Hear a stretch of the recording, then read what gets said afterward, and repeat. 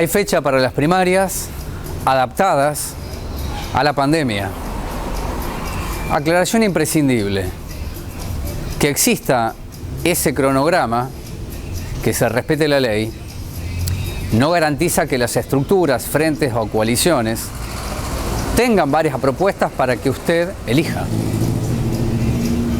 Reaparecerá de nuevo bolígrafo, lapicera acá, a nivel provincial y nacional. Claro que con institutos de cada frente, elaborando la mejor táctica que derive en una propuesta electoral seductora en esto del medio término. Me adelanto a considerar, a evaluar y proponerles a ustedes imaginar escenarios. Los oficialismos ponen en juego en elecciones legislativas no solamente lo que han podido producir, sino la apetencia de liderar con mayor autonomía, fortaleza, número las cámaras. Entonces hay que mirar cómo se compone el Congreso Nacional, diputados y senadores, al igual que la legislatura provincial y Consejo Deliberante. Pueden ganar los oficialismos, pero alguien me dijo hace muchos años que hay ciertas victorias pírricas, que es más la pérdida que la ganancia. Y tal vez desde este punto es que bajamos al territorio y le entrego no nombres, sino circunstancias que se han dado. Alguien que se llama Larreta estuvo en Moreno, en una visita muy veloz, relámpago, sin prensa, junto al Colorado Santilli y alguien que no es del núcleo del acefismo, sino un hombre elegido por un tal Ritondo para que, si hay primarias dentro de lo que es el PRO, que ni siquiera es una confección de partido, pero sí dentro de Juntos por el Cambio, bueno, es probable que ya la interna que imaginamos muchos de nosotros el año pasado, incluso este año, dialogando con Leonardo Coppola y Aníbal Acef, estas dos figuras una vez más unifican la propuesta, pero deban disputar con alguien desconocido que quiere ser implantado aquí, viniendo de Palermo. ¿Por qué ocurre esto de nombres desconocidos y que pueden traccionar? Bueno, por una razón que tiene que ver con el marketing. Outsider de la política o políticos que no son muy conocidos, pero que solamente con la imagen pretenden oxigenar aquello que está demasiado oxidado. Y para una mirada de Juntos por el Cambio, más precisamente Ritondo, es que considera que esa hegemonía de la oposición que ha sabido construir y mantener a Aníbal Acef tiene que entrar en una tensión. Fíjese que estoy hablando de Juntos por el Cambio y de allí ya separo a lo que parece levantarse como una tercera posición, ni siquiera Avenida del Medio. Tercera posición que habría que buscar los libros de historia y preguntarnos cuándo nace esto. Bueno, Segunda Guerra Mundial, final de la misma, Argentina con Perón y la tercera posición, cuando había finalizado el conflicto. Y mirar un mundo que se iba rearmando con Plan Marshall y compañía. Bueno, esta tercera posición, que parece tener mucha dinámica y preponderancia en la figura de Joaquín de la Torre, tiene arriba a alguien que se llama Florencio Randazzo. Para no olvidar que en el año 2017 Florencio Randazzo fue con una parte del peronismo y acá en Moreno, quien resultó la figura, Mariel Fernández, que hoy es la intendenta. Este randazismo no es una estructura propia, sino que trata de ir por esa propuesta que necesita músculo, que necesita cuerpo, y capturar la atención de aquellos que están saturados de lo que son los extremos. La grieta, pero que es extremadamente exitosa y deja resultados. Por eso decía, y espero que preste atención, que si aparece alguien que vive en Palermo y tiene domicilio en Moreno y quiere ser una propuesta de recambio dentro de la oposición, no es inesperado porque todos están hoy tirando encuestas. Y dice la política posmoderna que el que más mide es el que define quién va a ser el que arriba lo unja. Ya no importa lo que hizo, sino lo que presenta. Y las encuestas se pagan. Entonces, Randazzo, de nuevo, con el peronismo republicano, tiene un circuito de comunicación que excede a la figura del ex intendente de San Miguel, pero que éste ha dicho en distintos medios de comunicación que necesita el peronismo salir de la disputa entre Recoleta y el Calafate. En todo caso, el cordero patagónico y el sushi. Y va avanzando hacia allí, y más aleccionado por la decisión de Vidal de salir de Juntos por el Cambio, pero pretende ser la exgobernadora una figura en la provincia de Buenos Aires. Por lo tanto, esta forma de ubicación que van teniendo las propuestas hará que en septiembre, con primarias, por lo menos en Moreno, a priori, haya una propuesta que es el oficialismo, Frente de Todos, con la aparición hoy de otro bloque que se llama La Esperanza de Todos, que le están diciendo a nivel local, provincial y nacional, nosotros queremos la primaria porque es una ley. Le están diciendo a Cristina y a Máximo Kirchner, sin tener esta estructura, un anclaje a nivel nacional, nosotros representamos una parte de ese 80% del peronismo que no está dentro de la estructura de Mariel Fernández, ni siquiera participa en las mesas políticas. Esa es una posibilidad.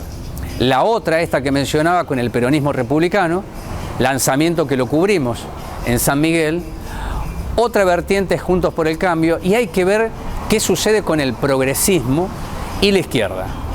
Al ser una elección de medio término, se renuevan 12 bancas y Mariel Fernández necesita fortalecer las 7 bancas que tiene como propias para no depender de un concejal que resuelve una rendición de cuentas. Cierro esta presentación que recuperamos en el segundo año de pandemia, que no había ocurrido nunca que tras el primer año de una gestión se llegue tan al borde para obtener rechazo o aprobación. Y ocurrió.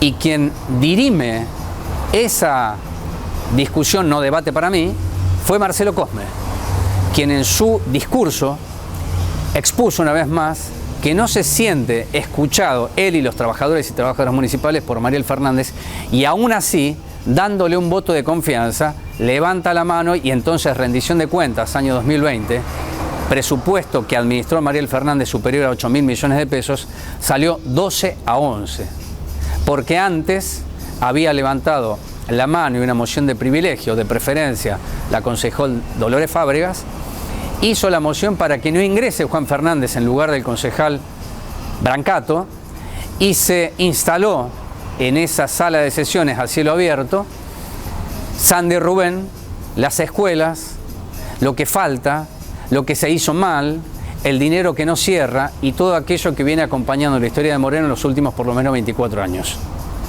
Esta presentación que hago es un adelanto de lo que vamos a empezar a transitar en este programa en los próximos meses, con apariciones nuevas, con aquellos que quieren consolidar la figura, y una pregunta que ya está instalada desde el año pasado en Moreno, que es la siguiente: ¿qué hará el peronismo con sus vertientes y sus corrientes, sin instancias posibles de construcción de unidad?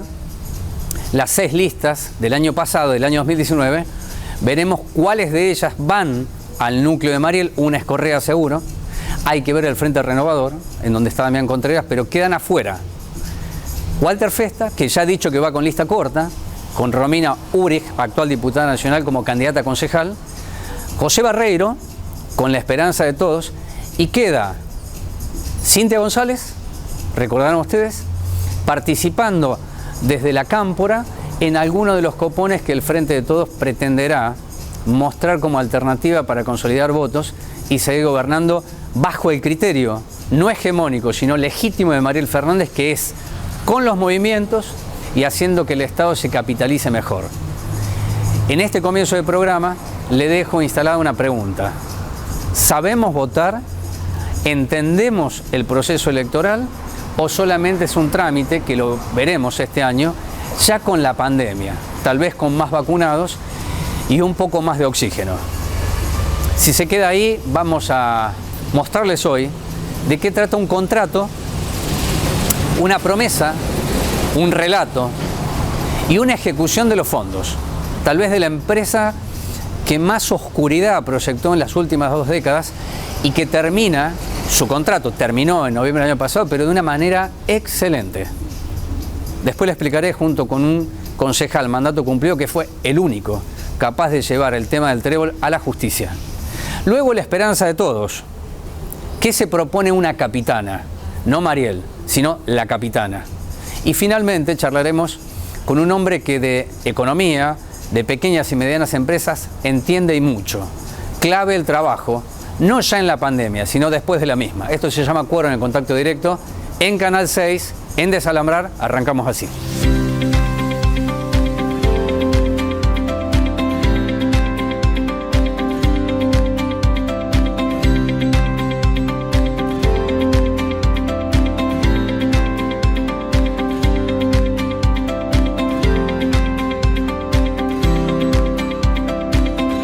Instituto Educacional Dr. Luis Federico Leloir, Tupac Amaru y Paula Albarracín, San Miguel. Universidad Nacional de Moreno. Nuestro derecho, nuestro lugar, nuestro futuro. Buscando temas concretos, reales, comprobables. Bueno, Consorcio Trébol, después de más de 20 años, no es más la empresa que levantaba la basura por la puerta de su casa. Esto, para que le quede claro al gobierno, ¿es un éxito político? Sí, claro. Si nadie lo pudo hacer antes. Pero también hay que darle a la población en serio la información para saber qué significa lo nuevo. Que puede ser mejor que lo anterior desde ya, porque fue hegemonizante, oprobioso en términos de contratos, insustentable en la prestación, con una causa penal. Ahora voy a hablar con el responsable de aquel equipo político, aquel grupo político que llevó tema Trébol a la justicia. Pero si queremos empoderar a las comunidades, como se dicen, hay que darle todo. No servido, todo, en una mesa. Ya no está el Trébol, pero está Camioneros, a través de una cooperativa que para mí es una empresa y que provee la mano de obra. Solo como dato, este año el presupuesto tiene la cifra de 700 millones de pesos de mano de obra. Lo que no está aplicado ahí es el acuerdo paritario que va a alcanzar Hugo Moyano y que se va a traducir únicamente en sueldos, porque ya no está la fórmula poliómica durante 20 años que trató de explicarnos a nosotros lo que no tenía demasiada explicación porque la basura no se levantaba. Este dato que estoy señalando antes de charlar con Carlos López me parece central, porque en la rendición de cuentas 2020, si había algo para mostrar, para exhibir a las autoridades políticas que han sido elegidas por el voto popular, era el contrato con la cooperativa a gestionar. ¿Y por qué lo digo? Porque quiero saber si ese contrato, que no debía contemplar el avance paritario que había obtenido Moyano en 2020, entró con la paritaria del año 2020. No lo explicaron. Tampoco explicaron cómo hicieron para darle a Consorcio Trébol el alquiler de camiones con un 20% por encima del valor de mercado, con una particularidad de esto, que le alquilaron al Trébol y a la empresa Bitza, cordobesa. Bitza, que tiene los mismos camiones que el Trébol, bueno, un 20% más barato. Es decir, que al Trébol le pagaron un 20% más. Pero si no termina acá la historia de cómo se va el Trébol, juntándola toda, es que, lo dijo Karina Álvarez en la sesión de la rendición de cuentas, le compramos 6 camiones. ¿Qué camiones? ¿De qué año? ¿Qué utilidad tienen los camiones? Estoy diciendo que el Trébol, además de ganar, amortizó hace rato su capital o los costos y es todo ganancia. Y un valor que era imprescindible para Consorcio Trébol, irse de Moreno sin una marca, con legajo perfecto. Y así ocurrió, porque la multa que en apariencia el Ejecutivo Municipal le aplicó a Consorcio Trébol de 42 millones de pesos, parece que se fumó. Y si no, vamos a charlar con Carlos López, que el año pasado en Quórum le propuso a la jefa comunal y su equipo, el nuevo oficialismo, que si hacían las multas en papel en Moreno, demuestren que ese contrato era incumplible e impagable y que para eso está un gobierno, para hacer cumplir el contrato. Bueno, Carlos, gracias por estos minutos. Perdón por la introducción, pero me parecía necesario para encuadrar este tema, que no hubo empapelamiento. Y Trébol se fue pero sigue estando, porque los alquileres de camiones se mantienen hasta tanto lleguen las unidades nuevas que prometió Cabandier, que hay una demora, pero llegarán. Pero se fue con todo, se fue con gloria. ¿Qué te pasa con esto? Sí, con gloria. En realidad se fue sin la formalidad de haber sido declarada una empresa fraudulenta, que ejecutó un contrato fraudulento, que se llevó sin causa dinero del pueblo moreno. Realmente uno, más que preocupación, es una pena muy grande por todos los que vivimos acá en Moreno. Son contratos de mucho dinero que, puestos en la calle, en obras o servicios, mejoraría sensiblemente la calidad de vida de cada uno de los habitantes de este distrito. Bregaste mucho para que se entendiese que pagarle al trébol lo que no correspondía tenía como traducción aquellas políticas que faltan. Claro. No es solamente una cuestión económica, era claramente política y social, si querés. Es político, o sea, estamos acostumbrados a discutir un tema que es la corrupción, porque de eso se trata el tema de trébol, corrupción, lisa y llana, como un tema anecdótico, que nos sirve la política para demostrar que este gobierno se lleva la plata o aquel gobierno. La corrupción, y sobre todo en países tan desiguales como el nuestro, deberían ser calificados de delitos de lesa humanidad, porque realmente el significado social que tiene el desvío ilegítimo de dinero hacia lugares que no corresponden, realmente generan no solo una pérdida de la calidad de vida, en muchísimos casos muerte. O sea, no quiero dispersarme del tema del trébol, pero ¿cuánto de ese dinero afectado a seguridad, a mejorar las condiciones de seguridad para que la policía pueda actuar correctamente, que es por lo que bregamos durante años? ¿Cuánto de ese dinero hubiera evitado la cantidad de muertes que se sucedieron en Moreno? Esto es lo que hay que discutir.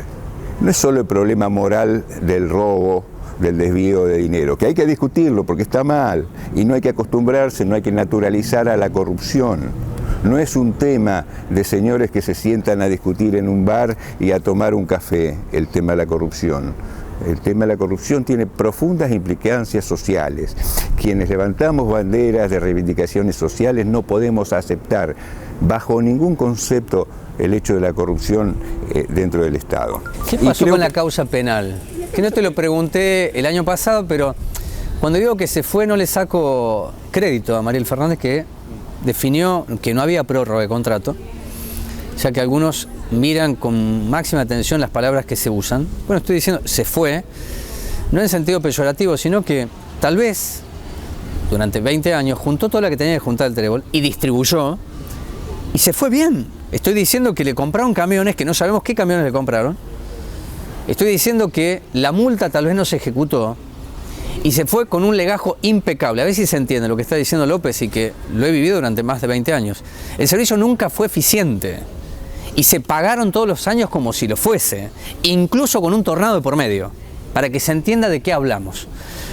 Con algo que es necesario aclararlo. El contrato le permitía a la empresa durante 48 horas corregir si no levantaba la basura. Claro que el problema estaba en que el contrato decía por día y por cuadra. Entonces ahí aparecían los grandes dibujos que después era difícil encontrar una rendición de cuentas, pero vos lo encontraste y lo llevaste a la justicia. Ese artilugio a que hiciste referencia fue agregado en un segundo contrato en la renegociación que se hizo ya por el año 2016, si no me equivoco. La renegociación se aprobó en 2013,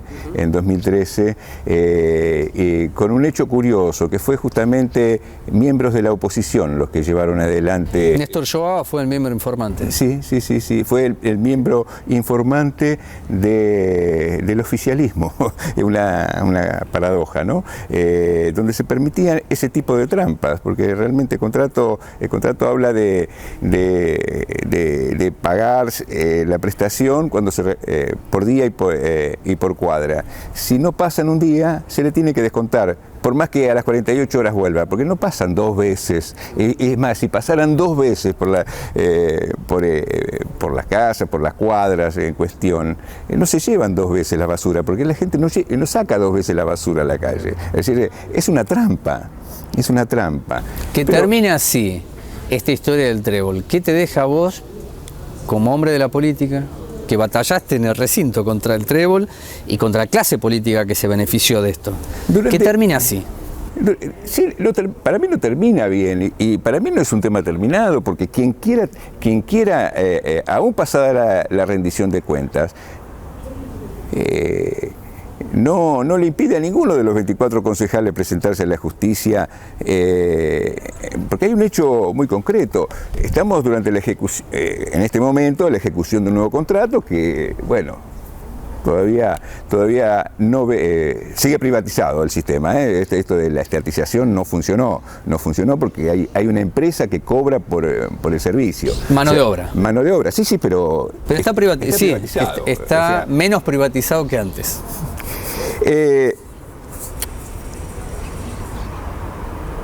Lo que tenemos que analizar, y a la pregunta tuya, ¿qué me pasa con el trébol? Fueron los 11 meses y pico de gestión de contrato durante el año 2020. Yo desde principio de año, primero a título de sugerencia humilde a la Intendencia, decía que había que controlar esto porque el trébol no cumplía y no se le podía pagar por algo que no se cumple. Uh-huh. La gestión Fernández le pagó todo, íntegramente. Es más, hay sumas que todavía, creo que hay concejales que todavía preguntan y que no se le dan respuesta.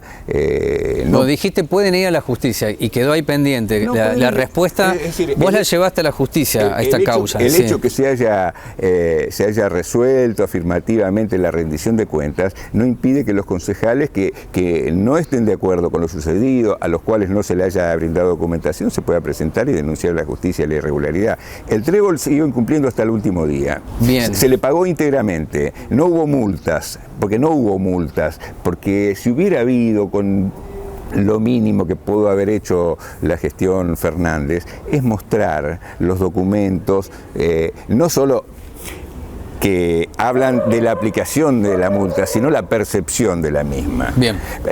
Muchos se confunden con que la aplicación de la multa salva el incumplimiento de contrato, pero el incumplimiento de contrato implica que no se le pague por las prestaciones no efectivizadas, no dadas, más la multa. La multa es una penalidad. Ahora, es un contrasentido aplicarle una penalidad y pagarle por lo que no hicieron. Y siempre es mucho más lo que no se hace que la multa en sí mismo. Carlos, te preguntaba por la denuncia que la tuvo Pontecorvo, que después la archivó, después la desarchivaron. ¿En qué quedó eso? Todavía sigue viva, creo que hasta el año 2023 está viva. Bien, ¿sabes por qué era importante esta respuesta de Carlos? Porque aquellos que tienen dudas sepan que hay una causa viva. Está abierta, está abierta. El archivo no significa ni sobreseimiento, declaración de inocencia, no responsabilidad. Inocencia suena ridículo decir en estos términos, pero en esto, digamos, en materia de administración pública, hablar de inocencia suena a risa. Quien quiera averiguarlo, tiene toda la documentación, se la puedo aportar y puede seguir con esto. Yo realmente, frente a una fiscal que formó parte del equipo político del intendente Güez, que aparecía, lo digo esto porque aparecía festejando las elecciones junto con el intendente, digamos, forman parte de otro poder del Estado que debería ser absolutamente independiente, pero bueno, todo esto se puso de manifiesto a la hora de tratar ese tema, a la hora de fundamentar los sucesivos archivos, que realmente fue vergonzoso y triste. No, digamos, uno no lo vive como algo que se lo toca personalmente. Yo lo hice en ejercicio de mi función, y mi función era representar al pueblo de Moreno. Y yo veía que eso no hacía más que consolidar situaciones de injusticia para con el pueblo de Moreno. Te hago la última pregunta.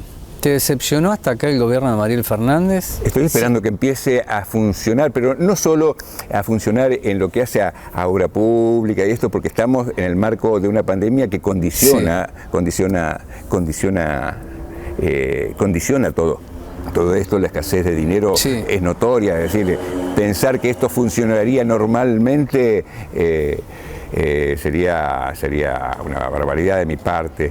Pero estoy esperando que funcione, que hablaron de un nuevo gobierno, de una nueva política transparente de cara al pueblo, y nada de esto hay. La transparencia se pudo ver en la rendición de cuentas, o sea, falta documentación, nadie explica, ni siquiera contestan en el Consejo Deliberante lo que algunos pocos miembros de la oposición le endilgan. Claro. Caso concejal Agostinelli. Lo digo porque es justo que alguien que lo pelea sea reconocido. No son capaces de eso. Los modos, es decir, temas, no quiero volver atrás, pero temas como el de la planta de transferencia de residuos, se manejó con una torpeza política digno de alguien que yo creo que alguien que recién empieza en la política tiene mucho más cuidado. Y realmente era un tema. Era un tema para que Mariel Fernández salga del lugar donde estaba reunida toda la comunidad involucrada, en medio de aplausos. Porque yo estoy convencido de que la planta de tratamiento, de transferencia de residuos, no solo que es útil desde lo económico, sino que además es sustentable desde lo ambiental y que no puede generar perjuicios a su entorno. Y esto lo podemos hablar en otro momento, inclusive podemos ver cómo funciona eso. Lo trataron de tal manera que hoy, si lo hacen, es por la fuerza, violentando la voluntad y la confianza que le tuvo la gente. Ahí, por lo que pudimos escuchar, hasta le mintieron, le dijeron que ese predio iban a construir una terminal de colectivo de larga distancia que no tenía Moreno, que no era muy lógico, pero alguien se los dijo a los vecinos y era del municipio. Es decir, que no solo fue torpeza, sino que se han manejado con, mintiendo, defraudando a la gente. Es decir, yo espero que arranque ese nuevo gobierno transparente y que trabaja no solo de cara al pueblo, sino con el pueblo de Moreno. Gracias, Carlos. Gracias por estos minutos. Para mí son muy importantes porque hemos hecho con Carlos muchas intervenciones respecto al trébol, al contrato, y siempre aclaré que el trébol hizo lo que quería porque la clase política lo permitió. No había trébol, como estamos analizando, sin la clase política. Es imposible. Más la estructura oficialista, sí. Y la oposición a veces iba, después de tantos años de analizar las rendiciones de cuentas, las redeterminaciones de precio, iba sobre una línea que era una no discusión. Era estatal, público o privatizado.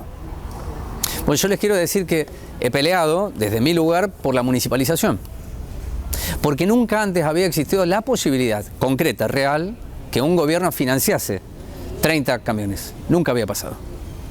Y ocurrió. Y la decisión de Mariel Fernández, de su gobierno, fue no municipalizar. Fue decirle al trébol, se termina, y hacer que entre alguien que fue extremadamente funcional al trébol, como Hugo Moyano y Camioneros. Yo no quiero que ustedes se olviden que este año hubo una manifestación de camioneros durante 72 horas que colapsó en parte la política local, pero además una advertencia, era nacionalizar un conflicto. Y esa advertencia venía por una negociación que se hizo en la sede de Camioneros, fin del año pasado. Escuche bien, sede de Camioneros, no la Municipalidad de Moreno, sino la sede de Camioneros, en donde hubo un representante o dos representantes de la Municipalidad de Moreno y el representante del Consorcio Trébol. ¿Qué se habló ahí? Que había que terminar bien, que las tres partes debían ganar. Y yo le voy a decir cómo ganaron.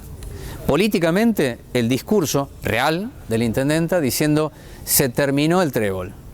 El trébol porque cobró todo y más siguen alquilándole el camión, pero además vendió 6 camiones que no sabemos qué características de camiones ha comprado la municipalidad, cuando todos ya esperábamos que lleguen los nuevos que va a mandar Cabandier. Y camioneros, porque de ser un sindicato que solamente velaba para que el convenio colectivo se respetase, hoy es una cooperativa, empresa y tiene actividad política que dejó bien claro que va a jugar por esos 3 días de paro y porque le dijo al gobierno nacional, ni se le ocurra a la intendenta que cumple el contrato vigente, que es el mismo que tenía el Trébol en el sentido de un día se le paga, no hay recolección, no se le paga. Bueno, durante 72 horas Moreno no tuvo recolección y quedó firmada en un acta que nadie la quiere mostrar con el Ministerio de Trabajo, en donde el municipio de Moreno dijo, estamos de acuerdo, no vamos a aplicar ni descuento ni multa a la cooperativa a gestionar. ¿Sabe lo primero que me dijo Mariel Fernández cuando fue elegida después de la interna para acceder a la intendencia? Lo primero que le voy a pedir a Consorcio Trébol es que cumpla el contrato. El Trébol se fue, lo sacó. ¿Por qué no hace cumplir el contrato de la cooperativa a gestionar?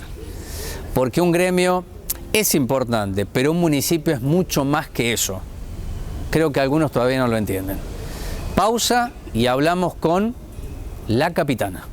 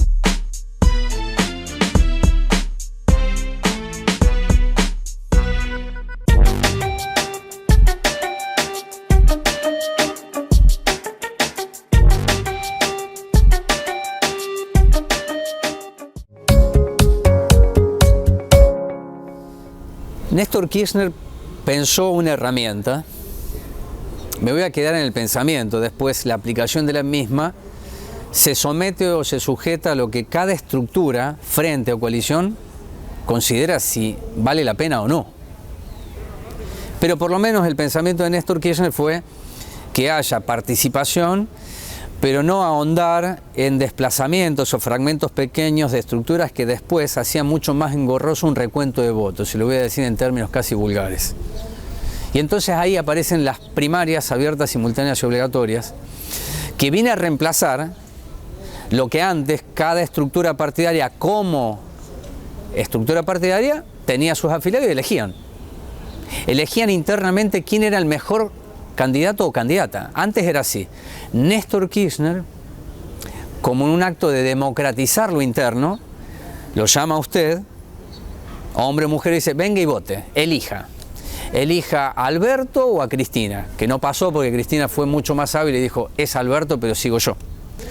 Ahora, en el año 2019, Walter Festa, que podría haber reducido el número de listas, va arriba, porque no todo se resuelve abajo, arriba también tienen lapicera y bolígrafo, y dijo, bueno, ¿cuántas listas hay? 12. No, 12 es mucho. Bajamos a 6. Festa perdió. Ganó Mariel Fernández y Mariano Wes. O Mariano Wes y Mariel Fernández, como más le guste. Y hoy estamos en un año electoral de medio término. Vamos a elegir concejales, legisladores en los niveles que corresponden. Y ya aparece en este mes de junio, el 4 de junio fue la fecha en donde nace la esperanza de todos. Eligen el 4 de junio porque algunos en la historia hablan del golpe dentro del golpe. El 4 de junio de 1943, el GOU, el Grupo de Oficiales Unidos, dice, basta, estamos nosotros, y allí había una figura que tal vez es la más importante de la historia argentina, como un tal Perón. Bueno, esa fue la rebelión de los coroneles. Le voy a preguntar a la capitana, a Camila Quevedo, el nombre de la estructura es La Capitana, si hay una rebelión en marcha. Y si es así, ¿qué tipo de rebelión? Bueno, primero, Rubén, gracias por la invitación. Mira, lo que hay es una organización muy grande de distintos compañeros y compañeras que entienden que es un tiempo histórico en el cual Moreno necesita urgente la construcción de un proyecto político con todos y con todas, ¿no? Digo, en las últimas gestiones en Moreno lo que sentimos muchos que hemos sido parte de algunas gestiones es que no había un proyecto político, sino que muchas veces era presentarse, ganar las elecciones y ganar, y una vez adentro se veía que se hacía. A nosotros lo que nos convoca es la construcción de un proyecto político donde estén la mayor cantidad de compañeros y compañeras, de trabajadores y trabajadoras, jóvenes, mujeres, que se pueda y que estén en la misma línea en que estamos nosotros, que es construir un Moreno mejor. ¿Y por qué se diferencian ustedes, Mariel Fernández? La PASO existe, es decir, pedir PASO no, la PASO existe. Lo que están diciendo ustedes, queremos que nos den la posibilidad, están diciendo arriba, por supuesto, ¿no? De competir, es decir, permítannos presentar una lista. Eso para aclararlo, porque las PASO existen como herramienta, es una ley, ¿verdad? Pero ¿qué es lo que diferencia la esperanza de todos de esta estructura del Frente de Todos que gobierna Mariel Fernández? Con fuerte predicamento en las mujeres, en un feminismo comunitario, de base, ¿verdad? ¿Qué es lo que diferencia a la esperanza de todos? ¿Y por qué dicen la mayoría no estamos contenidos aquí? Mira, voy a arrancar por lo último que decías, más que nada porque yo soy mujer, ¿no? Mujer en la política. Y quienes somos mujeres sabemos lo difícil que es hacer política, porque así todo que se ha avanzado muchísimo y las mujeres hemos podido lograr lugares de poder, falta un montón y la política tiene una lógica muy machista todavía. Entonces, desde nuestro lugar, desde las mujeres, también sentimos que quizás lo que falta en el gobierno de Mariel Fernández es mucha empatía, ¿no? A nosotras nos pasó mucho de que cuando arrancó la pandemia, obviamente el contexto de encierro de las mujeres hizo que se agudice las situaciones de violencia de género. Digo, estar encerradas con quienes las violentan todos los días fue algo muy grave y que desencadenó en una emergencia en el margen de la situación de violencia de género muy, muy importante. Digo, y creo que esto te lo digo como mujer, creo que lo que falta es empatía, que falta mucha empatía en el gobierno de Mariel Fernández. Y después, más allá de eso, muchos de nosotros apostamos mucho a Mariel. Yo, la verdad es que cuando gana las internas, las PASO, una herramienta que ella utilizó, ¿no? Pidió, claro. Que pidió junto a otras mujeres en una conferencia de prensa antes, donde todas mujeres... Las mujeres pedimos PASO. Mujeres, muchas a las que yo conozco y con las que en política hemos caminado juntas, mujeres muy capaces, mujeres militantes, pidieron las PASO.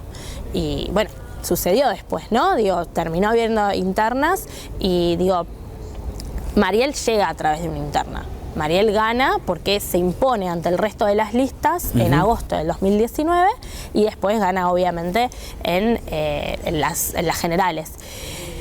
Y la verdad que apostamos mucho porque es mujer y porque también sentimos que era el momento de la mujer, de una mujer intendenta. Por todo lo que, por el camino recorrido por Mariel, una mujer de las comunidades, una mujer con mucho territorio, que viene de un barrio como del que venimos todos y que había pasado por un montón de cosas. Entonces la verdad que apostamos mucho y creo que así fue un poco más la desilusión, ¿no? Cuando crees que lo que viene es mejor y al final termina siendo más de lo mismo. Hay una lógica que para mí es lo que hizo que todos nosotros nos sentamos contenidos, ¿no? Que es la del sectarismo. El gobierno de Mariel Fernández maneja una lógica del sectarismo. Son ellos con los que han forjado una alianza y no mucho más. Y la verdad es que nosotros queremos, para construir un Moreno mejor no hay otra forma, hay que hacerlo en lo colectivo. Vos estuviste en el gobierno de Festa sí. Y me acuerdo que el ex intendente dijo somos 40, ¿no? Sí, sí. Y muchos y muchas dijeron qué corto que es ese análisis porque no es una cuestión de números, sino mirar un territorio. Cuando hablas de que el gobierno de Mariel Fernández tiene una práctica sectaria, es que está convencida de distinto modo, pero sobre esa mácula de Festa, digo, que con nosotros alcanza. ¿Eso me estás diciendo? Yo creo que sí. Yo creo que hay un convencimiento por parte de ellos de que con eso, con los compañeros que tienen adentro, que tienen compañeros muy valiosos, alcanza. Y la verdad es que para construir, digo, todos sabemos en la situación que está Moreno. Digo, estructuralmente, atravesada por todas las áreas, digo, no se puede si no es en lo colectivo, no se puede si no es verdaderamente con todos y con todas. Digo, no puede ser una frase vacía, no puede decir el frente de todos y en realidad es una cáscara vacía. Hay que construir con todos los compañeros y las compañeras del territorio. Habrás escuchado todas las notas que he hecho en este programa y también en la página de Salambrar, en donde ellos están convencidos que están construyendo con las comunidades. Entonces, hay una disociación de alguien sobre este punto, ¿no?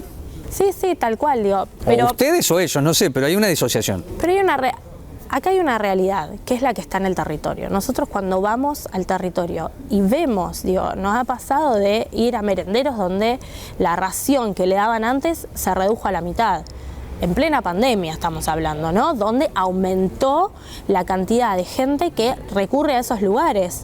Digo, nos ha pasado muchísimo que han recurrido a nosotros o que nos han llamado a nosotros porque éramos de la gestión anterior para pedirnos si podíamos pedir más mercadería. Y la verdad es que, digo, por más de que hay muchos funcionarios, y lo vuelvo a decir, porque me parece que está bueno decirlo, yo creo que hay un montón de funcionarios que están muy comprometidos y que tienen mucha responsabilidad. Más allá de eso, faltó la conexión real con las comunidades. Ustedes esperaron, digo, porque es una estructura de 40 marcas.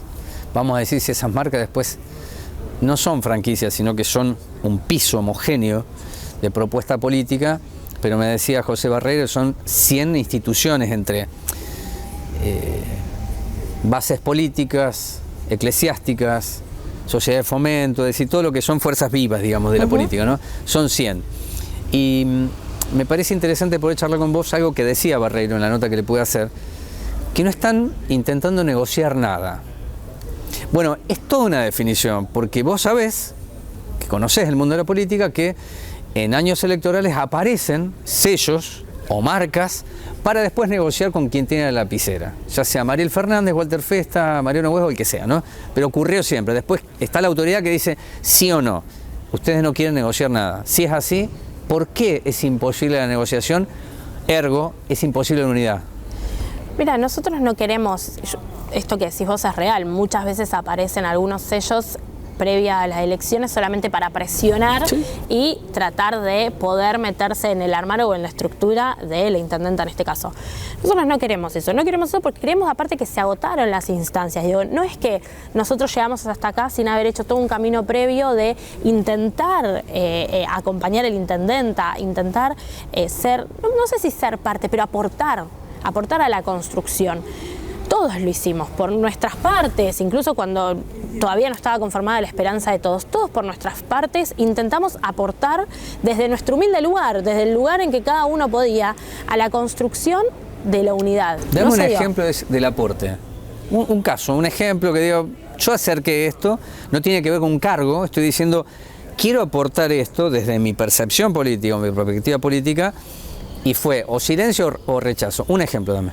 Mira, nosotros creo nos pusimos a disposición un poco también cuando arrancó lo de la pandemia y no fuimos convocados a los comités de crisis, al menos desde nuestra parte no fuimos convocados y tenemos instituciones... La Capitana, estamos hablando de la Capitana. No fuimos convocados a los comités de crisis donde tenemos construcciones en los barrios que... De más, de menos, no importa, pero nosotros tenemos merendero, olla, hacemos asesorías, un montón de cuestiones que tienen que ver con el contacto con el vecino y muchas veces nos vienen a nosotros a demandar cosas que hay que demandarle al Estado, ¿no? Y por más de que hubo algunas reuniones con funcionarios de la Secretaría de Desarrollo Social, incluso con el hermano de la intendenta, y no fuimos convocados. En un momento, Crítico. E inesperado. Un momento crítico, en un momento donde las mezquindades, los egoísmos tenían que dejarse de lado.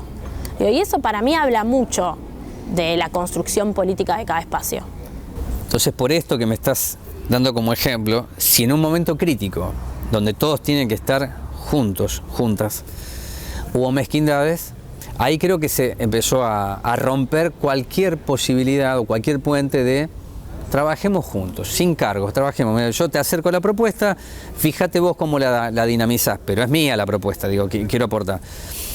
Reitero la pregunta, si no hay unidad posible, ¿qué van a hacer ustedes en la campaña? Para que le quede claro, si juegan o no juegan, después vamos a ver, que ustedes son diferentes y que vienen a plantear una propuesta de gobierno, que no es una circunstancia de la ostensión o la ostentación del poder, sino que va más allá de un acontecimiento electoral. ¿Cómo lo hacen? ¿Qué van a hacer?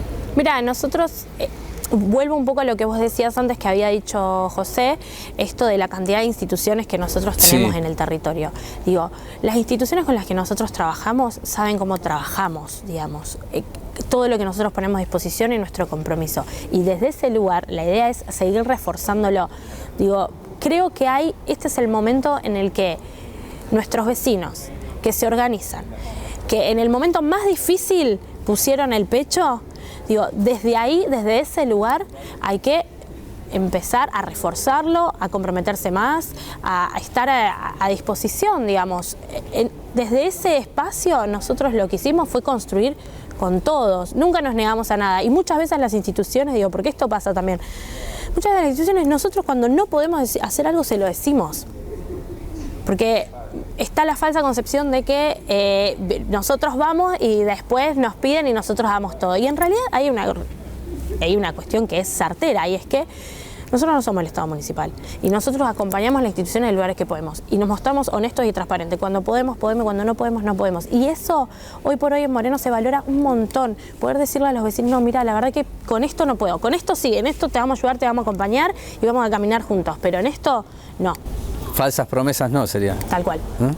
La última pregunta, dame alguna señal de la campaña que van a hacer, porque ustedes ya están, ya arrancaron, habrá reuniones de todo tipo, puede ser que en Matanza aparezca la esperanza de todos, así como una corriente que se va instalando sobre todo en los sectores más populosos para decir que las conducciones actuales no son representantes de todo el Frente de Todos, ¿no? Casi una contradicción, el Frente de Todos pero hay partes, es decir que no están todos en el mismo frente, sería así.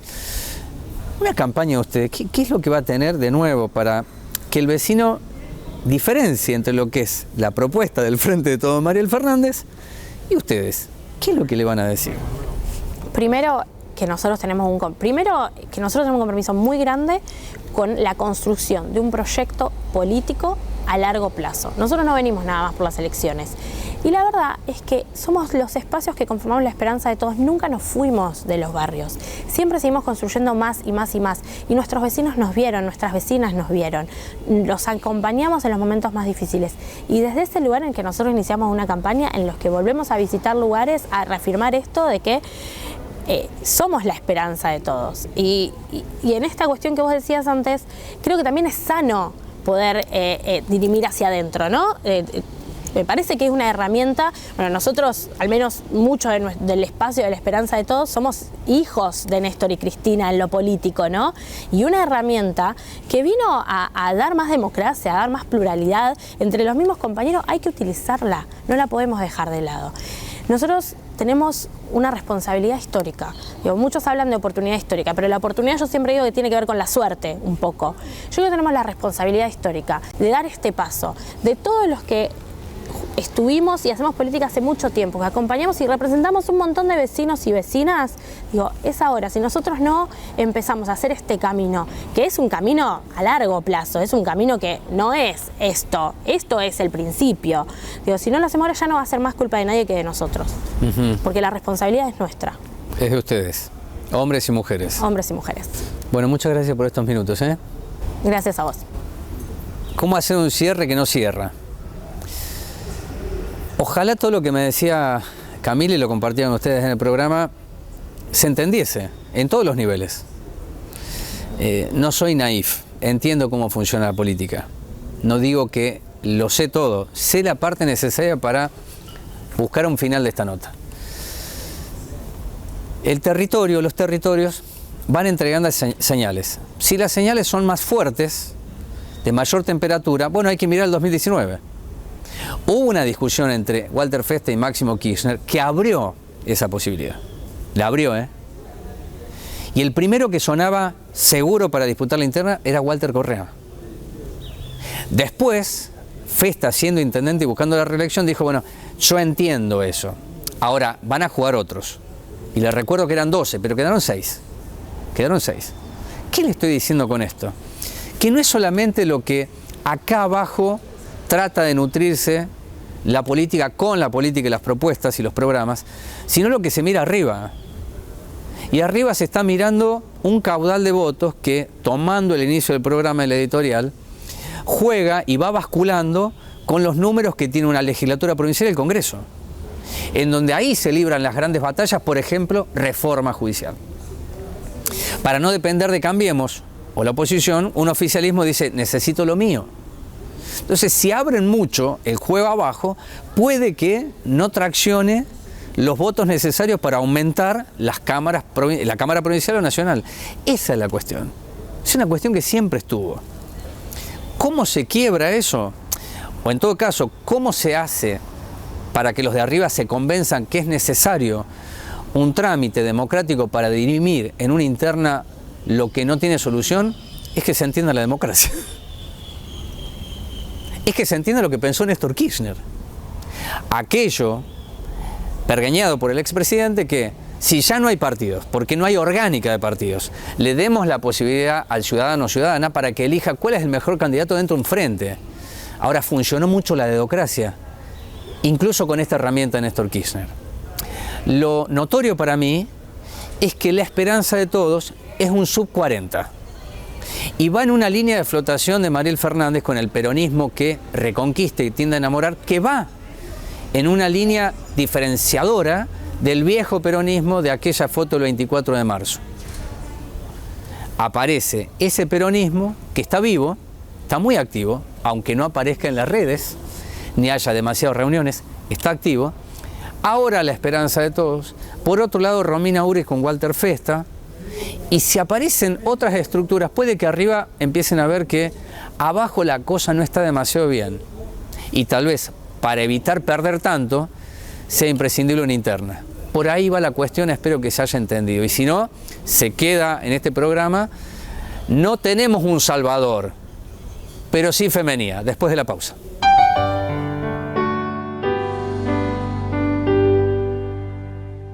La UNM es una universidad nacional pública y gratuita.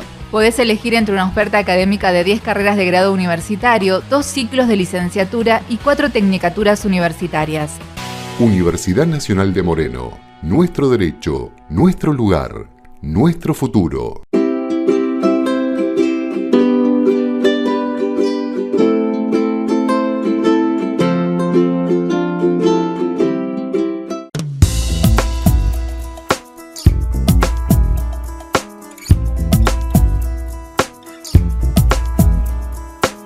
municipio de Moreno, apoyar el trabajo y la producción es muy importante.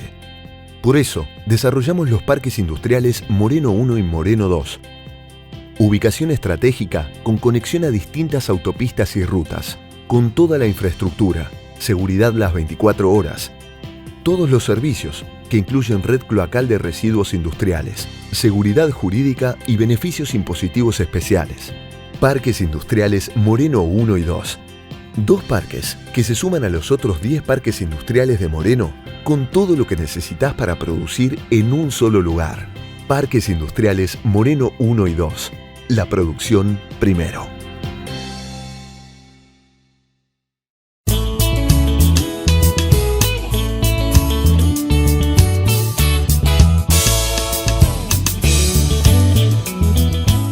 La gente va a ver no a Romina, sino lo que está dentro de Romina. Lo que sobresale de ella es la motivación con que hace las cosas. Necesitas una persona luchadora, de confianza, que esté dispuesto a dar lo mejor, que esté dispuesto a reconocer sus errores. Entonces, esa es Romina.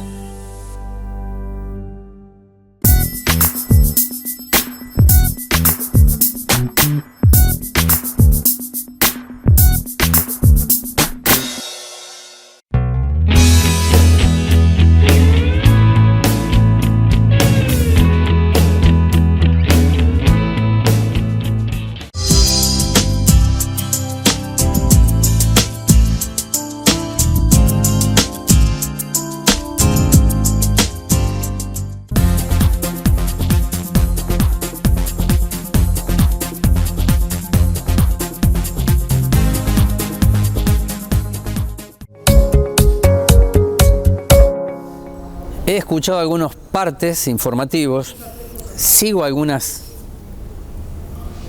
consultas oficiales que se dan.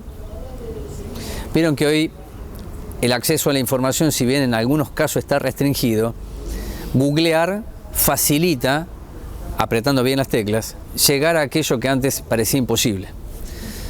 Lo cierto es que en 2020, el primer año de la pandemia, el impacto en la economía no se lo voy a explicar a usted, porque usted tiene su economía y lo siente. Sí puedo decir que en 2021 el programa económico, sin cerrar todavía con el Club de París, que le debemos algunos millones de dólares, y el Fondo Monetario Internacional, le ha dado a Guzmán la posibilidad de achicar el déficit en 3 puntos del PBI, que es muchísimo. Para los compañeros de izquierda que conozco y mucho dirían, es un ajuste brutal. Y realmente es brutal, porque hay una retracción económica, pero al mismo tiempo una captura de recursos a través de lo que es el crecimiento de la soja, algo que determinó mucho la presidencia de Néstor Kirchner y después de Cristina Fernández de Kirchner.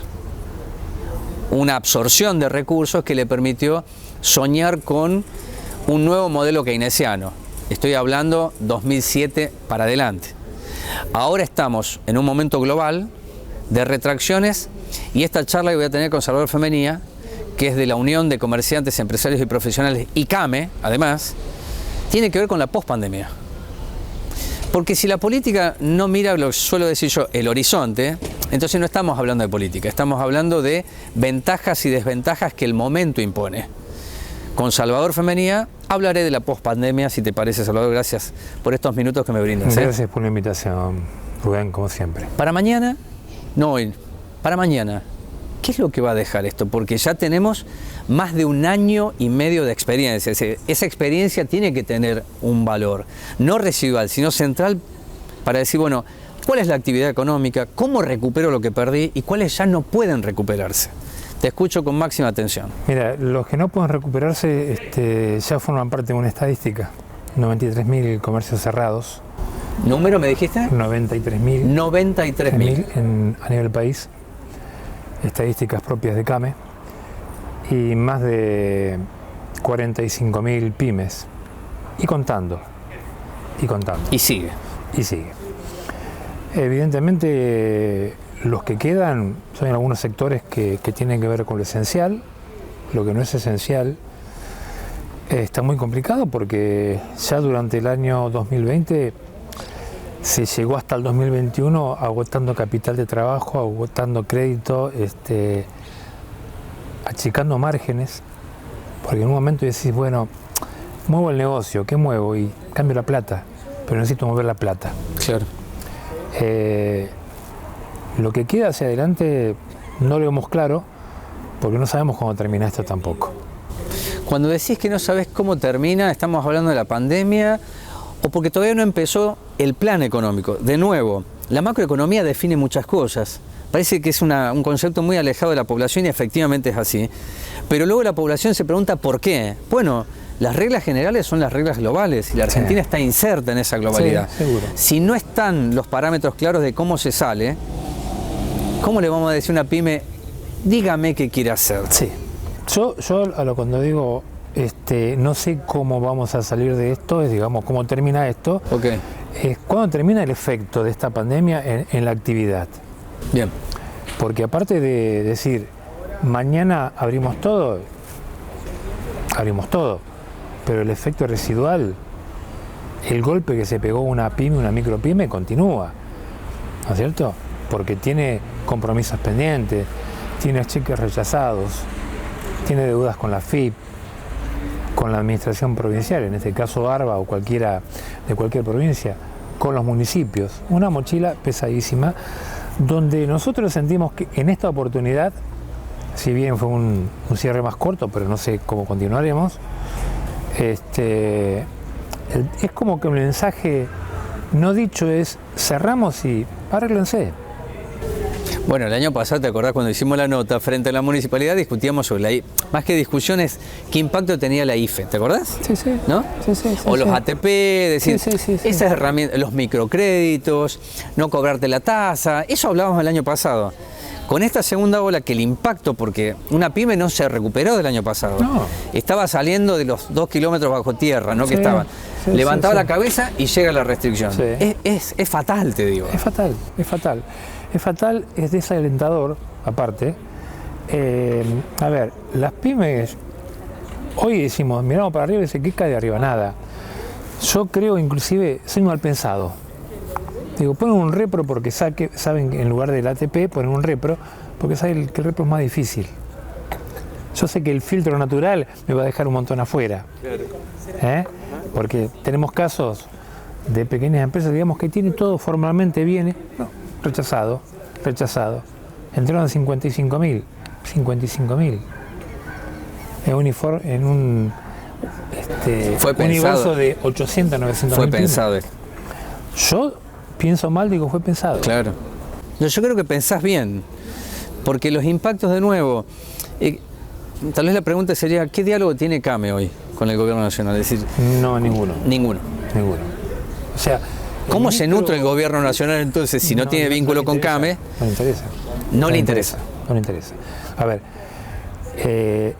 nuestra relación natural sería con el ministro Culfas, el ministro de Producción. Sí. No nos atiende. Ahora, cuando CAME saca una estadística y no le gusta, ahí se acuerda, no, CAME no estamos de acuerdo con la estadística de CAME. Para lo único, ¿tenemos alguna relación con algún ministerio? Turismo puede ser. Un representante de la rama de mujeres CAME está en el Consejo Económico y Social. La vi en una nota. Beatriz Turm, chaqueña. Y para de contar. Alguna que otra cuestión, bueno, yo represento a CAME en el Consejo en el Consejo de Fondo de Garantía de Sustentabilidad, porque tiene que estar CAME. Ayer justamente tuvimos una reunión. ¿El Fondo de Garantía de ANSES me estás hablando? Sí.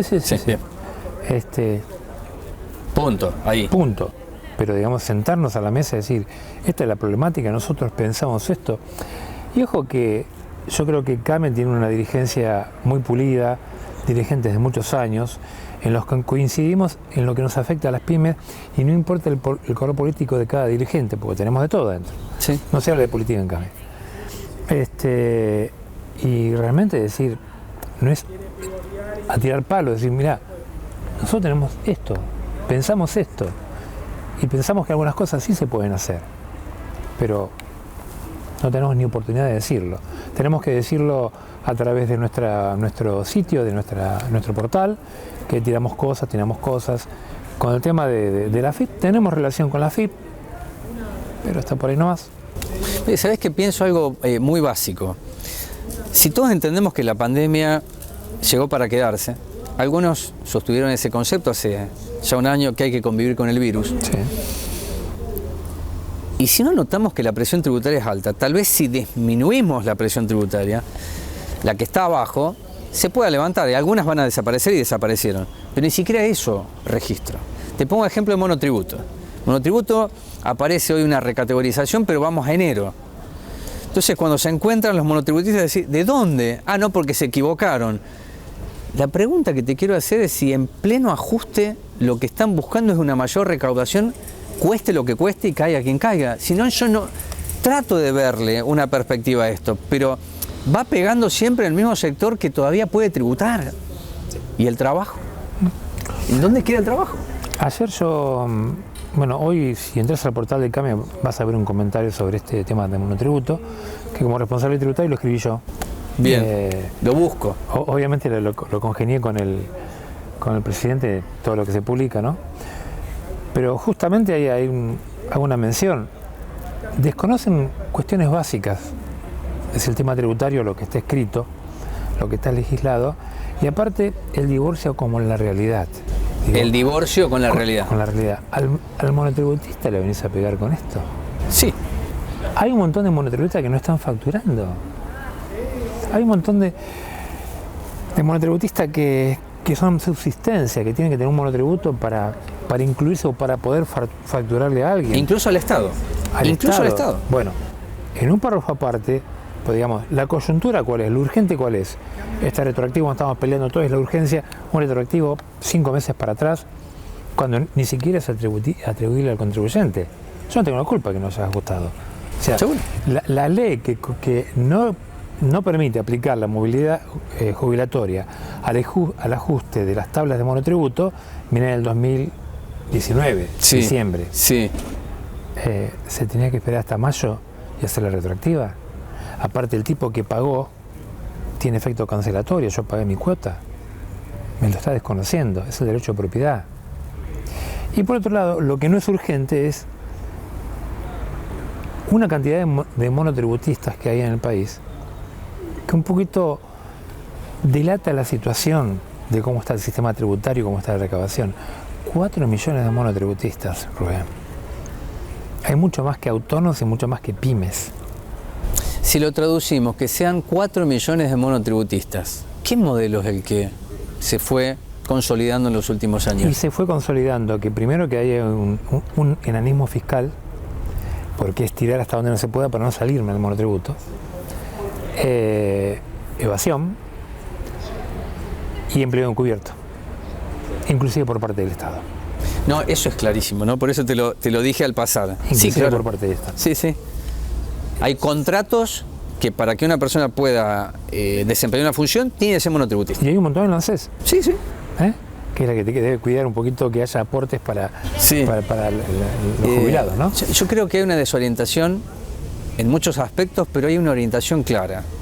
Es recaudatorio. Es recaudatorio. ¿No? Es muy tributario, es de muchísima presión, mientras el discurso dice, estamos incluidos. Alguien me entregó un aforismo implicado hace algunos años, dice, no tengo problema con el lenguaje inclusivo, el problema que solamente sea el lenguaje, ¿no?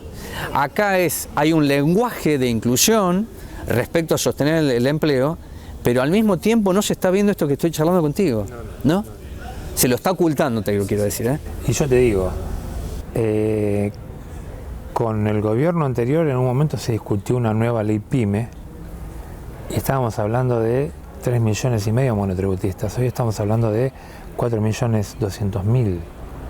O sea, se van agregando a un sistema que no sirve.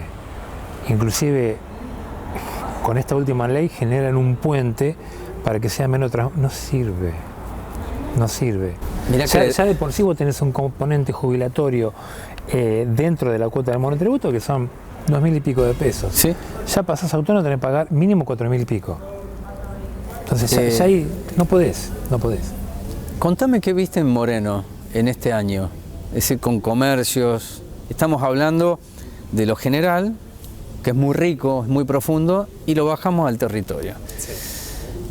Visualizaciones que encuentro en el territorio, como readaptaciones de comercios, ¿no? Mucho, Es muy notable para mí, había un comercio de venta de ropa que está sobre Rivadavia y Bartolomé Mitre, que ahora es una verdulería.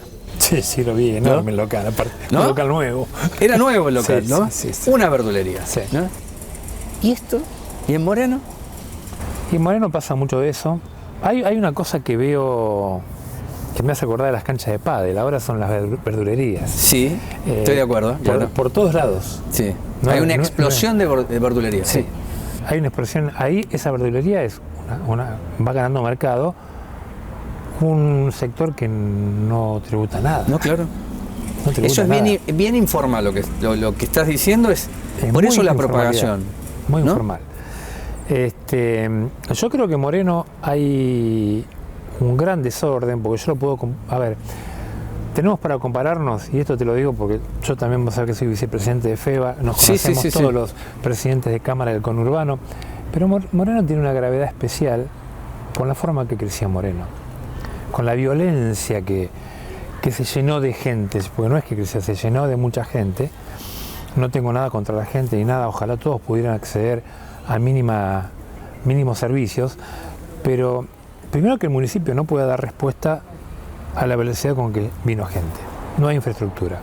Y el comercio también, yo creo que el comercio de años en Moreno nunca ha tenido planificación de cómo queremos que crezca el comercio y en qué sectores y en qué barrios y de qué forma. No lo veo. Entonces llegamos a esto, se quiere ordenar algo. Yo se lo comenté al intendente, no estoy muy de acuerdo con cómo se están cobrando las tasas, porque se hizo un trabajo muy fuerte que salieron a buscar muchas empresas que nunca pagaban. Bueno, si las metes adentro, la presión tiene que ser menor, para que todas puedan de una forma empezar a regularizarse. ¿Y la carga de este año qué viste? No. Muy fuerte. 2021 es muy fuerte. Muy fuerte. Bien, fíjate que encontramos ahí un punto... Sí, dale. Te quiero agregar dale. algo. Nosotros partimos de dos últimos años del gobierno de Juntos por el Cambio terriblemente recesivos. Y sabíamos que se entraba ahora con una mochila de deuda tributaria que era impactante, en miles de millones lo que debían. Saca la moratoria a la FIP, que nos cansamos de hablar con funcionarios de la FIP, y se están quedando cortos con el plazo. Alargamos en julio con deudas vencidas en julio, el último, después para adelante nada, cuando recién se empezó a abrir todo por octubre y noviembre. Se está metiendo en moratoria deudas que se siguen generando deuda. Pero el mensaje, ¿cuál es? El de la ley. Invitamos a las jurisdicciones provinciales y municipales a adoptar medidas igual. No son iguales, entonces la mochila no desaparece. ¿Entendés? Entonces, puedo pagar a FIP, pero ARBA no me da lo mismo. Y si ARBA me da algo parecido, la municipalidad no me lo da. No hay un principio de unicidad, ¿viste? Algo que sea más o menos equilibrado. Cuando hablamos de presión tributaria es consolidada. Sí, no es la claro, FIP. claro. En nación, provincia y municipios. Entonces, si todos reconocemos que las pymes están al borde del colapso porque hay una mochila y tenemos que hacer, muchachos, pongámonos todos de acuerdo y hagamos una moratoria hasta acá todos y con la misma cantidad de cuotas todos. ¿Sabes qué pasa? Que a nivel nacional, que captura recursos que no deberían ser tantos, por eso se centralizó el poder, ya no la década del 90, sino en el 2000, de impuestos que cobraban las provincias. Entonces las provincias empezaron a depender mucho de Nación, de la billetera, de los acuerdos, y así funcionan las cámaras. Sí. Entonces, son todas islas.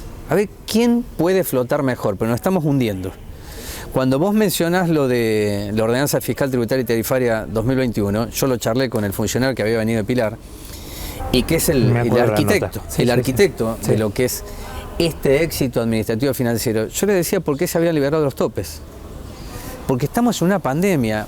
Y esta charla que tengo contigo, que es una revisión de lo que hice el año pasado, es que se agravó. O sea, ¿qué es lo que necesitamos para ver que estamos empujándonos al abismo? Y yo no sé quién se la aguanta después, si esto sale del cauce más o menos normal de la no inclusión. Yo no sé quién se la aguanta. Pero van por esa línea, a buscar más y a obtener más. Sí. Después yo te puedo preguntar si es una tasa, ¿qué servicios prestás? ¿O es el huevo o la gallina? Bueno, ¿qué quiero decir que estamos repitiendo fórmulas que han fracasado, como dicen en el lenguaje liberal. Yo estoy diciendo cuándo habrá una mesa para discutir en serio un mínimo programa que contenga a todos los actores y sectores. Yo no veo ese horizonte, no lo veo. En la charla que haces referencia, a la última charla nuestra, creo que tocamos este tema, cómo se soluciona, sentémonos todos juntos. No es la solución de uno, no, claro, es la solución de todos, aparte porque tiene que ser una política de Estado que continúe, vamos. Costará al principio, pero ese es el camino, vamos por ahí. Y las cosas no se repiten, se vuelven a ser agravadas. Se agravan, claro. Se agravan. Sí, sí. Entonces, yo creo que estamos cerca de lo que técnicamente hay un economista que la curva de Laffer. La curva de Laffer. Estamos ahí un poquito más y dice, bueno, ya a este nivel ya no pago más, que me vengan a buscar, ya está. Empieza a caer la recaudación. Empieza a subir impuesto y la recaudación cae. Estamos a punto de eso. Yo creo que en algunos lugares, si vos desagregás la recaudación tributaria y, como dijiste anteriormente, los derechos de exportación, que ya para mí lo están gastando. ¿Sí? Al no aumentar tarifas lo están gastando a través de subsidios. Sí. Bueno, ahí fue todo un problema, ¿viste? Del caso, yo no voy a decir Watergate, pero se pareció mucho lo que sucedió con Guzmán y cómo un subordinado se puso por encima de Guzmán, que en otro contexto histórico era mucho más que un escándalo. Era la desautorización de alguien que trata, y no voy a objetar nada de Guzmán porque no es el punto, ni aleccionar a Guzmán, pero se trata de que da igual todo. Finalmente, cuando da igual todo, ¿qué sucede con una pyme o un trabajador de la pyme? Si da igual todo, ¿qué pasa? Mira, lo que le pasa a una micropyme, a una pyme pequeña o a una mediana, es lo mismo que le pasa a una empresa grande. Para abrir todos los días tengo que tener un horizonte a ver cómo sigo con el negocio. Y hoy no sabes, agravado por las consecuencias terribles de la pandemia, es decir, cómo sobrevivo cada día, ¿no es cierto? Y lo más terrible es que la pyme, un tipo que tiene que cerrar un negocio como de 30 años, ponele, es peor que un desempleado. Porque el empleado, el que tiene tiene que vivir un empleo, que ir a presentarse a un trabajo y por ahí lo consigue. El tipo que perdió todo después de tantos años, ¿qué hace? ¿Cómo arranca de vuelta? Yo creo que vamos a salir, a ver, cuando esto pase, no sé cómo vamos a salir, realmente, porque falta mucho y porque algunas cosas macro que se están haciendo, creo que después de las elecciones van a impactar y muchísimo. Yo coincido con eso. Y no lo digo como agorero ni para tirarme contra nadie, simplemente uno tiene mismos conocimientos. No soy economista, pero algunas cosas sí las conozco de economía. Decís, no puedes salir, estás encorsetando y todo eso se paga. Sí, claro. Todo eso se paga. ¿Quién lo va a pagar? Porque estamos casi arriba de un cementerio, no sé cómo lo va a pagar. No sé cómo lo vamos a pagar. Hay que reformar todo. No se puede emparchar más. ¿Sabes cuál es el segundo impuesto que más recauda? El impuesto al cheque. Notable. ¿No? Saludos, gracias por estos minutos. Ahora vamos a tomar el café. Voy a hacer el cierre. ¿No? Sí, vamos a hacer el cierre porque me decía el compañero La Rosa, y agradecemos a la cafetería que nos acercó esto, porque ahora ha desaparecido el sol y hace un poco de frío. Pero voy a hacer un cierre. Solamente para tener memoria, y esto no es apuntar a nadie, voy a tomarlo de Salvador. Cuando hoy se habla del Club de París, que tenemos 60 días como país para responder a un pago millonario, hay que pensar que el ministro de Economía en aquel momento, del acuerdo con el Club de París, era Kicillof. Y entonces, como había que salir de las trampas que el establishment internacional nos impone a los países emergentes como el nuestro, y firmó Kicillof como ministro de Economía. Y ahora los intereses son muy punitorios. Entonces podemos hablar de que una deuda de 1.000 millones ahora será de 1.800 millones de dólares. Como en esta nota Carlos López al comienzo dijo, podemos hacer un ejercicio de traducir qué sucede con la plata que se la llevan o chorean en aquello que podría ser recuperación de pyme. Bueno, es un ejercicio político ese, no es de economistas. Solamente lo recuerdo porque puede ser que en 60 días estemos en default con el Club de París.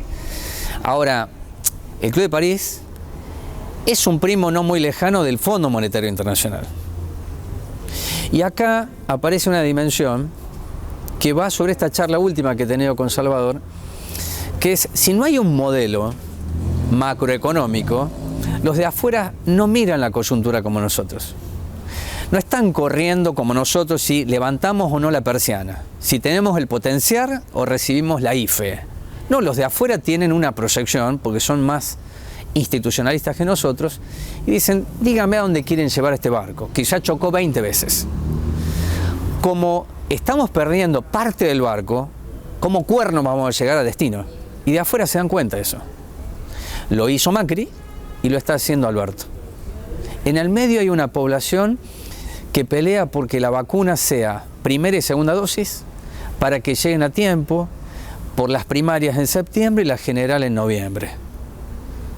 No jodan tanto porque, dijo un amigo no hace mucho tiempo, la murga está sonando mal. Y eso no alcanza solamente al oficialismo, también a la oposición. No jodan tanto porque no ocurrió en siglos pasados, sino en este siglo que hubo en 2001. Y si estamos ahí, como decía Salvador, es el cementerio, ¿eh? Bueno, se han hecho series épicas en donde los muertos se levantan y muerden. Tengan cuidado. Ahora tomamos el café, la semana que viene estaremos haciendo quórum en contacto directo con ustedes. Que tengan lo mejor posible y sean libres y piensen antes de vacunarse contra la mala política. Chao, hasta la semana que viene.